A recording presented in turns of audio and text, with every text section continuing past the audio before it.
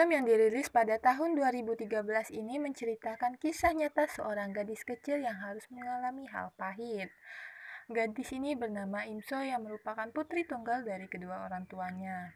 Ayah Imso bekerja di pabrik dan ibunya menjaga toko kelontong. Karena sibuk bekerja, Imso sedikit mendapat perhatian dari kedua orang tuanya. Ia juga memiliki teman yang bernama Yongsok, teman sekolahnya, yang mana kedua orang tua mereka juga sangat akrab.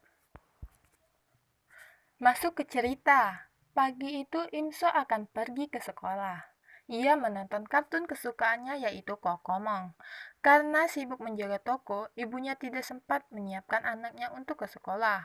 Lalu Imso meminta ayahnya mengikat rambutnya. Namun, karena tidak rapi sehingga Imso hanya menjepit rambutnya.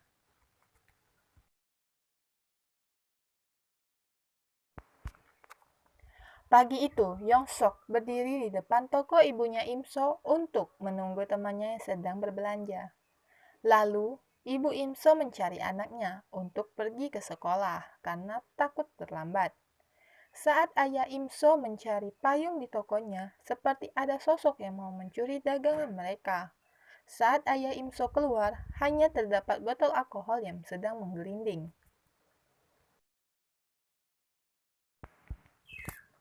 Ibu Imso mengajar Imso yang sudah pergi ke sekolah menggunakan payung. Ibunya meminta maaf dan berjanji akan mengikat rambutnya esok.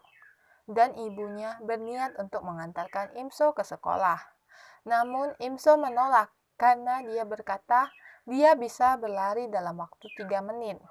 Lalu ibunya berpesan kepada Imso agar melewati jalan besar dan Imso akan melewati jalan yang biasanya ia lalui.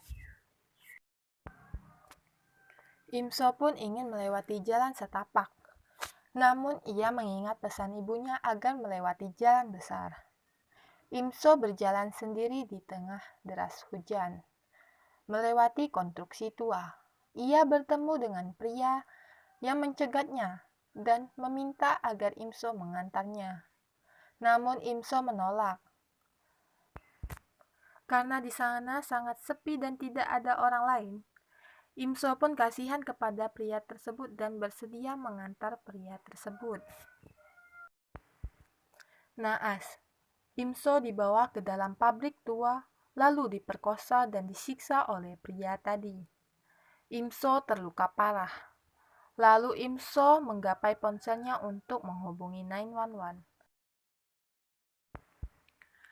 Lalu ibu Imso ditelepon oleh ibunya Yongsok, memberitahukan bahwa ada keramaian di dekat sekolah, dan ada gadis kecil yang terluka parah hampir mati di sana. Dan ayah Imso yang sedang bekerja ditelepon oleh inspektur, dan memberitahukan bahwa anaknya berada di rumah sakit. Ibu Imso segera ke rumah sakit. Dan Imso harus segera dioperasi karena usus dan anusnya yang sudah robek akan digantikan dengan anus buatan.